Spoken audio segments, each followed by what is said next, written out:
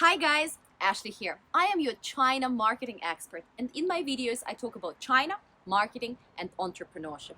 Today I am with phenomenal Lauren Hallanan, Hi. who is an expert on Chinese live streaming and KOL marketing. Lauren, I've got a couple of awesome questions for you. Okay. I remember that in 2016 you started live streaming in China and you got more than 400,000 fans on Chinese social networks. So what about right now in 2019? Do you think people can actually also get there and become so popular on social networks through live streaming or short videos in China? I definitely think so because especially with China, the platforms are changing all the time. There's always new platforms popping up. So, you definitely, if you're someone who wants to develop a following, you can still develop a following on the big platforms that are already popular right now. But I definitely recommend you keep an eye out for what's next, because that's what happened with me, is that I saw this live streaming trend happening very early on, and I got in really early, and that's one of the main reasons why I was able to have such explosive growth. And I've seen a lot of friends have that happen with, say, Douyin as well. They got in when the platform was early on and they really hit their stride and were able to get incredible numbers of followers from that. And then what happens? You have those incredible numbers of followers. And then, does it go in decline? What do you need to do in order to keep it up? Otherwise, we would have had thousands and thousands of super successful bloggers that basically walk around and charge brands, for promotion. I think that a couple of things happen. I think it's difficult being an influencer. It's just difficult to keep up with the production of content, high-level content constantly, And so you see some people, after a while, they just phase out of it, right? Or some people, they find that they're not really good at doing brand promotions and they're not good at delivering results, and so brands stop working with them and they move on.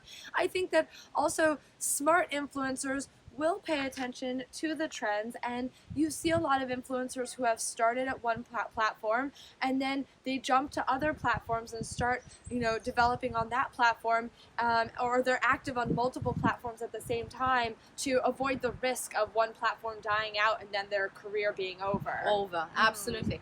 What are some of the social media platforms that you are right now really excited about in terms of, again, blogger cooperation, becoming a blogger, or maybe some of the platforms that brands need to start looking at and working with when it comes to, again, reaching their audiences? So I've been pretty into Xiaohongshu, or Little Red Book. Unfortunately, recently they've had some new rules and regulations to do with KOL campaigns. So tell us more about that. Right. So recently, because if you understand Xiaohongshu, it's very important to them that their content is high quality and that they're transparent and trustworthy with their content. And so they were getting some feedback that the platform's grown so quickly, and users were feeling like there was maybe fake followers, fake posts on the platform. And so in an effort to solve this problem, they put in some new rules and regulations that raise the requirements for KOLs who are eligible to do sponsored campaigns. They put more restrictions on how a brand can do a sponsored campaign with a KOL, how many posts a KOL can, sponsored posts a KOL can do each month. Oh, seriously? Even like that? Yeah, exactly. How much can you charge? Right. No, I mean, it's a lot of rules, and you understand where they're coming from. It's from a good place, but from the perspective of a KOL, it's frustrating to. It's not a very healthy environment for the creativity and growth of a KOL. So some of us are a little worried about the potential long-term effects on the platform, but I've been telling people that I think pay attention to it and be aware of it, and obviously follow the rules. But I think that for now, it's not going to have a huge impact because the average user of the platform isn't aware of these rules. They're still going to be using the platform the same way they were before, which is to learn about new products, to research new products. And I don't think that the users are going to stop using it anytime soon. So this could be more of like a long-term issue that's maybe a because year the out content, from now. the quality of the content essentially on Xiaohongshu and why we love this platform so much, it's user-generated content. And it's all about products. Exactly. It's all about products. It's all about product. It's all about, I mean, right now, of course, we have a bit more traveling, etc. But it's essentially, it's all about user guides. Right. And if right now you are discouraging users to produce high-quality content, right? Because they cannot make money with it. And essentially in China, believe it or not, everyone wants to make money from content. everybody wants to make money from because they know it's possible. Right? Yeah. So if you're limiting that, then of course people are probably looking at other platforms as.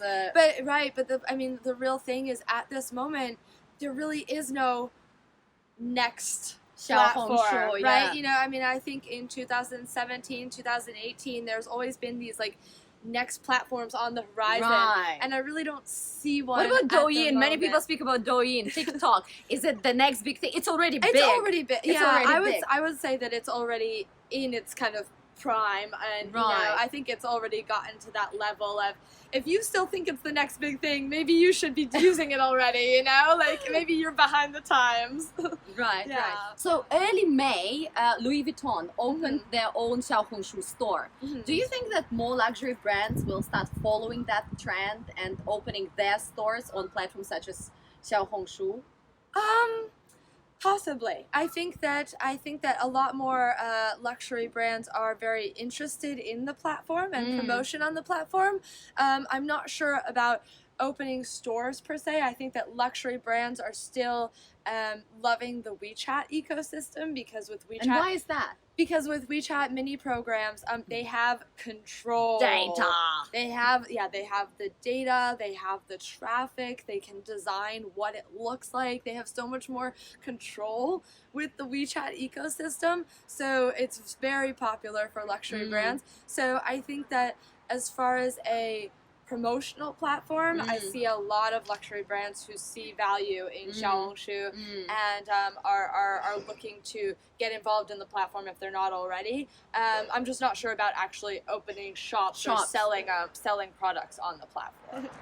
You have also recently spoken on your LinkedIn about most of the brands and many people in the industry talking about millennials being the major driving force for commerce in China.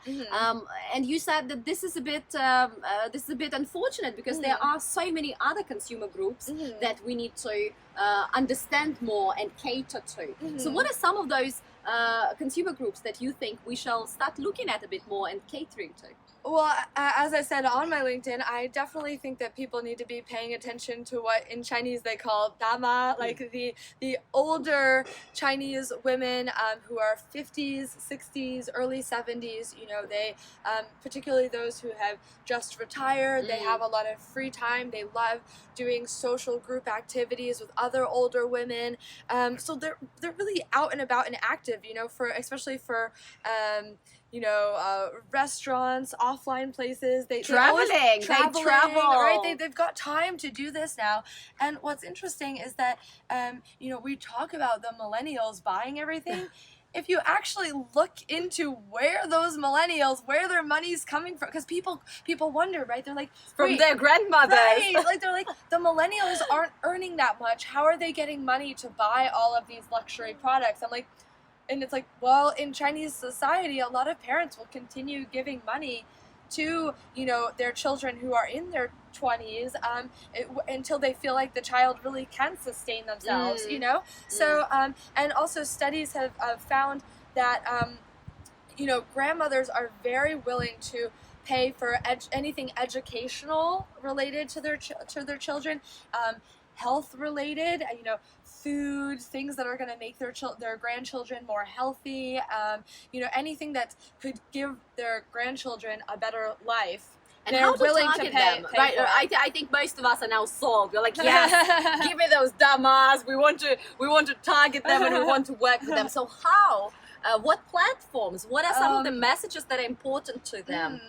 I think that a lot of them are very active in WeChat groups. Oh, yeah. Particularly WeChat groups.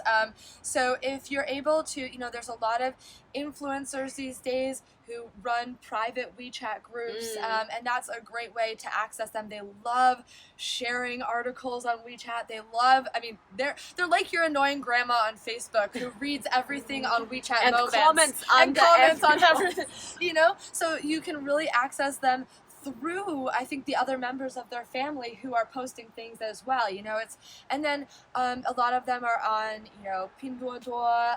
A lot of them use Kuaishou. Some of the apps that have easier user interfaces are easier for them to use. Yeah. Absolutely. And what do you think about Pinduoduo? There's been a lot of talk about that platform in the past year, right? It's been extremely popular, and people bought everything from household items to clothing on this platform. And right now there's a lot of concerns about the quality of the products, and it seems that it's becoming a bit less popular. But what do you think? Do you see it still being the cool platform to reach the damas, or is it going into decline? So I don't think it's going into decline, but I did hear something very interesting from some friends of mine, who explained to me that, for example, like I was saying, Pinduoduo is very easy for older users or for people who are not as mobile savvy to get exposed to e-commerce, right? And there is actually data to show that older people will start using Pinduoduo, and once they're comfortable with e-commerce, then they go to Taobao and Tmall, right? So I think Pinduoduo is actually actually helping Taobao and Tmall to actually get more of those older users. So I think that is going to be somewhat of a concern for them. But I do think that the lower tier markets in China are absolutely huge. And so I still think that there's plenty of, room for them to exist for a long time. Do you still believe in live streaming? Right now with 5G networks, obviously this opens up a lot of new opportunities and doors. Do you believe in live streaming? And how do you think this 5G revolution that is knocking on China's door is going to change the whole social media and marketing landscape? So I'm really big on e-commerce live streaming these days. I think that brands really need to be looking like into Taobao Live, like Taobao Live, and for Taobao Live works with Tmall and Taobao, even though it's called Taobao Live. So yeah, Taobao Live streaming. Mogujie, WeChat is developing live streaming at the moment. They're beta testing it. Kuaishou has live streaming. We're seeing a lot of platforms that are integrating e-commerce live streaming, meaning that there's a shopping cart in the live streaming video, and people can click on it, and while they're watching the live stream, they can purchase the items. And these live streamers are extremely good at selling products to people who are watching, and they make it, we've seen a huge uptick of this, especially in those lower tier, from second tier cities and lower. It's very, very popular because these people really want to understand a product fully before they purchase it. And with live streaming, they can see all of the details of the product and really see it up close before they purchase it. And I love that comparison. You know how back in the day, in the 90s, in the US, we had those QVC. Yes, QVCs where we introduced the frying pan. And right now, and only today, this pan is going to be this. And if you buy right now, the second one comes for free. So something very similar, it seems to me, is happening right now in terms of live streaming for e-commerce. But better. I always tell people, better? How is it different? It's interactive. So the big difference between something like QVC and Home Network and live streaming, e-commerce live streaming, is that it's so interactive. The host is constantly communicating with the guests, answering all of the questions they have about the product, or for example, if it's travel, the location, they're holding contests and giving away samples of product and things like that. It's just, or if they can tell that people aren't interested in a product, they'll quickly move on and start talking around the next one. It's so much more interactive, and the host gets to know their frequent viewers. So how does it work? Many people right now probably are wondering, okay, great. So if I am a brand and I want to live stream of my product, that's very straightforward. But if we are talking about, a live streamer, then how does it work? I find a live streamer who is selling various products. Shall these products be in my industry? Which platform shall I approach them on? And how can he or she help me sell? So, for example, Taobao has their own ecosystem of live streamers who are extremely professional, and yes, many of them are experts in particular industries, for example, cosmetics or fashion or whatever it is. So yeah, you definitely want to find one that has experience selling products in your industry. And I wouldn't be too worried. Yes, they typically will sell products from multiple brands in a stream. So, you can try and arrange with them to maybe not have your competitor in the same exact stream. But honestly, that's really not something that should really be of concern to you, because the goal is that, the streamer is going to talk about your product the best that they can, and they're going to drive sales for your product, and I don't think that it should be an issue. And how much would that cost? Because when we talk about KOL marketing and generally first time market entry, it's very difficult for brands to get ROI. Doesn't matter whether you invested in advertising or you invested in bloggers. We all know that for the first maybe year, most likely you're going to be losing money. There's just no way that you're going to invest $10,000 into a KOL and the KOL is going to sell for $100,000. It's just not possible. So is it different when it comes to live streaming KOLs?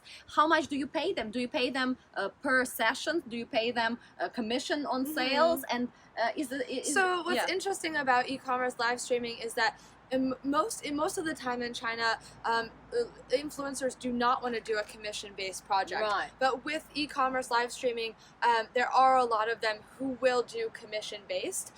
So that's really good. So for a no brand. setup fees.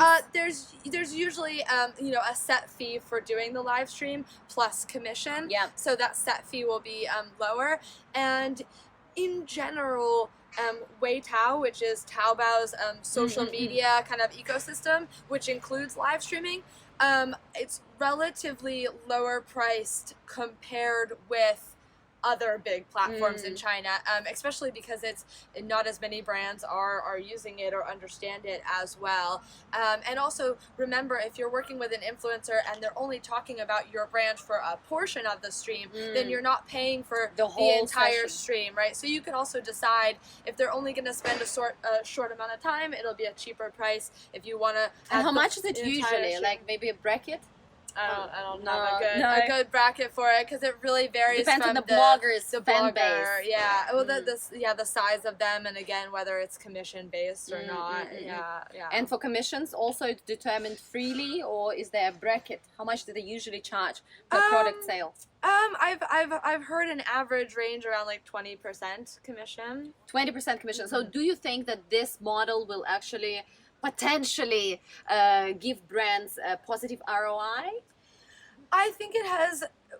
Let me just say that I think that e-commerce live streaming is more effective at actually driving sales than the majority of social media platforms and promotion. So I think that the potential for an actually getting an ROI, right, is much higher with e-commerce live streaming, especially if you find an influencer who is experienced and you can look at some of their past results, and you're definitely gonna have a better chance. Last question, so much value. Last question. How do you find an influencer that, as you said, has the potential to bring you all this value? How do you determine that this is the right person for you right now in 2019? In general, or for live streaming? For live streaming. For live streaming, I'd say that, one of the best ways, especially if you have Chinese team members who can help you, is really to spend time watching the person. I know that takes an investment of time, so of course you can, work with agencies, work with Taobao and Tmall to help find that person.